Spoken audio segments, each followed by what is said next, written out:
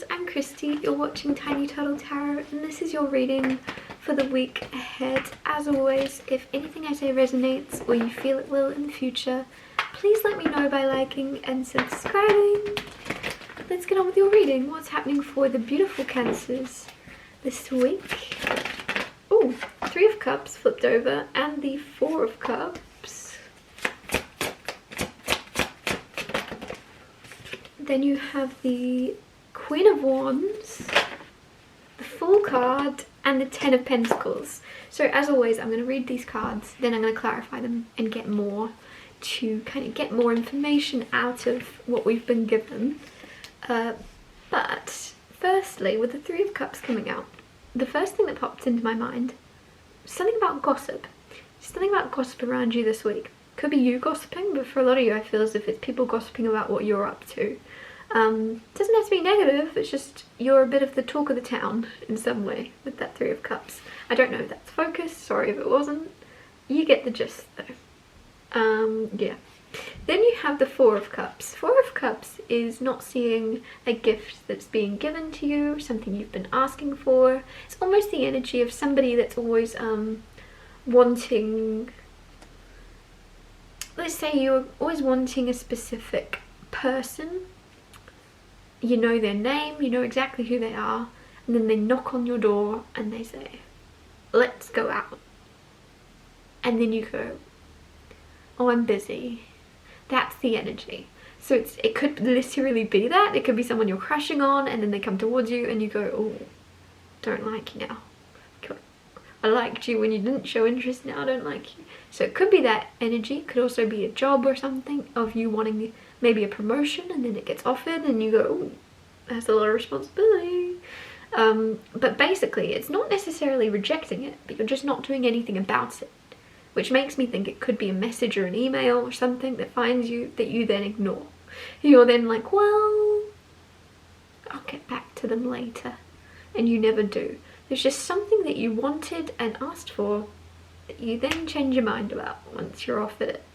Then you have Queen of Wands. Queen of Wands is very attractive. Man or woman doesn't matter. This is my card of, as silly as it sounds, as unimportant as it is, you're physically very, very good looking and it's making you feel good looking. It's making you feel good is what I meant to say. That was weird. But you just, maybe in the past some of you didn't see how attractive other people find you. There's something now where you're seeing how magnetic you are and you're kind of understanding it this week. I don't know what that's about, but it just seems as if you're going, I'm a catch. I'm a catch. Why wouldn't this person want me? Or if you're already in a relationship and it's not about love at all, there's just something where you're like, I'm a catch. I'm the shit. Why would I not be treated right? And there's something where you have a very healthy boundary of respect and self-respect where you're like, well, if they're not going to treat me right when I've done nothing but treat them right, I'll leave. Like, there's just a healthy confidence about you that is very attractive. You've got a very, very good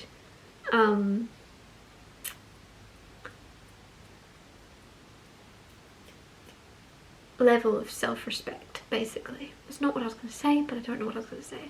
I don't know why I'm getting Dragon's Eye come through.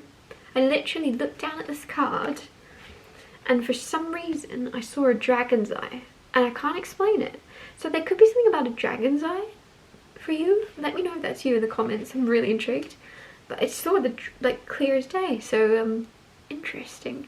Then you have the Fool card. The Fool is a leap of faith into a new journey. A huge part of this is coming from this confidence. There's a huge newfound confidence about you. Even if you are a confident person in general, there's more depth to your confidence. It's in the past it may have been if the King of Wands had come out, King of Wands is my fake it till you make it card of pretending to be confident, pretending to be sure of yourself, pretending to know what you're doing, and then it kind of manifests itself. Whereas with the Queen of Wands and the Fool card, I genuinely feel like there's something within you where you're going, I actually am the person I was pretending to be. I am the person I was trying to be, trying to act like I've become them. And now that I've become them, I want to jump into this new role. I want to jump into this new journey. I want to do this thing, because I know that I can become what I want to become. And like, I don't know why I'm getting, like, there's something about clay come through, but it's like you're realizing your future is very moldable and sculptable, as weird as that sounds. Then you have Ten of Pentacles, and Ten of Pentacles is a very lovely card. This card is very nice, especially with the Fool card next to it, because I feel as if there's some type of success and abundance financially coming from a new journey. So whether that be a new career, and you're like, I don't know if this is going to pay off, because the Fool card is scared. He's scared to take that leap of faith. He doesn't know if it's going to work out. He has no clue what the path holds for him. But then with the Ten of Pentacles then coming in, the new path, the new journey ahead is going to be very, very abundant. It's going to have a lot of success.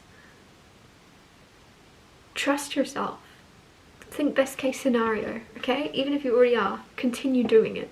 There's something here where you are going to benefit from thinking in the best case scenario and letting go of worst case scenarios. There's a very optimistic energy about this whole thing. Clarify the Three of Cups. Ace of Cups.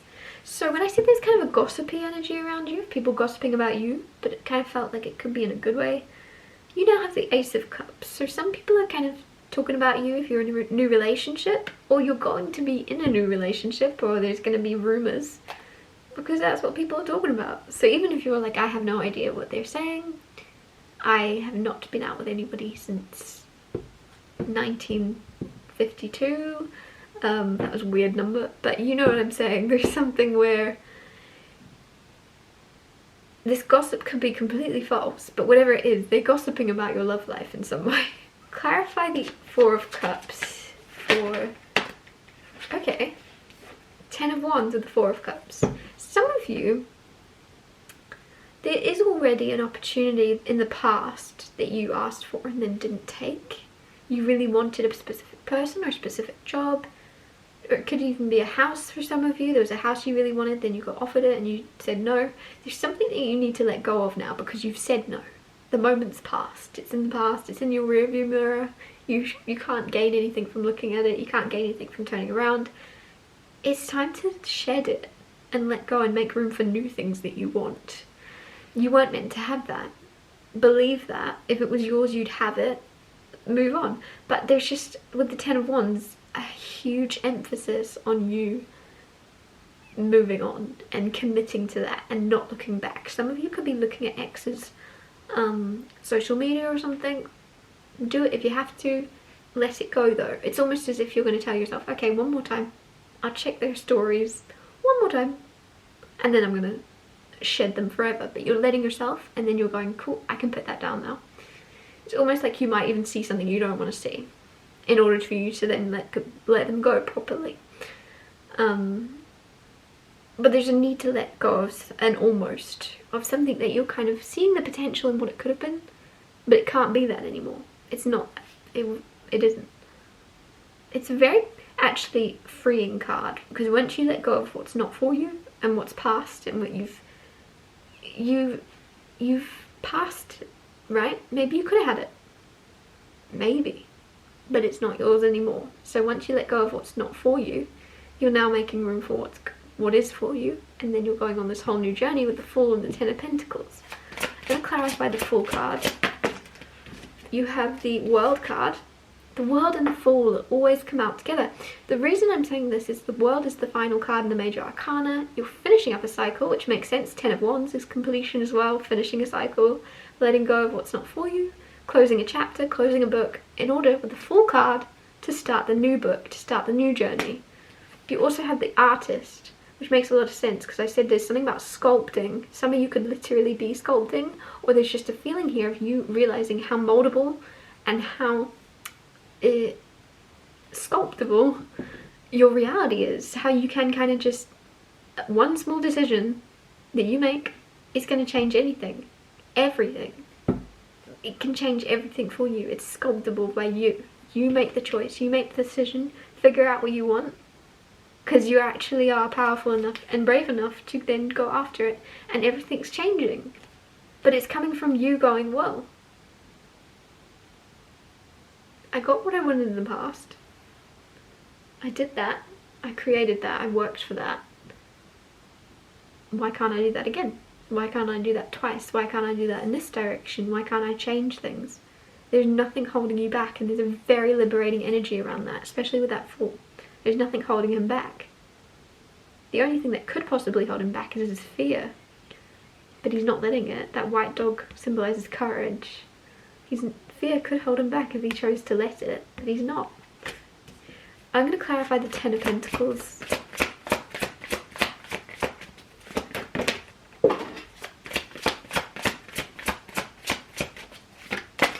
Three of Pentacles and the Seven of Wands. So Three of Pentacles is very, very good work. Whatever it is you're creating, again, this is kind of the sculptor card. Usually you can kind of see someone with a chisel, funnily enough, that's coming out. Whatever work it is you're doing, especially if it's creative, you're doing a very good job of it, even if you don't realize it because you're too close to the project. Take a step back, take a time out, look at it upside down maybe, because you're doing a lot better than you realize. With the Seven of Wands here, there's something about you creating such high work that you're then, such high quality work that you're then very protective of it. Which makes me think of my dad. My dad made these stainless steel metal sculptures once, funnily enough, sculptures. I've never called them a sculpture before, but they are.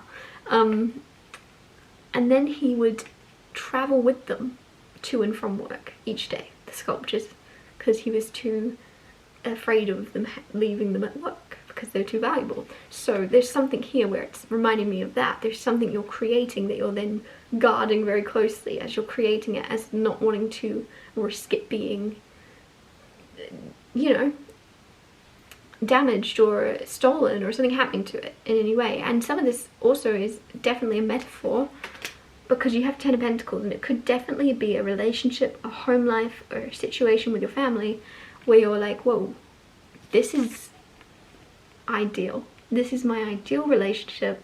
Everything's going amazing. We've created such a solid foundation, such a solid place.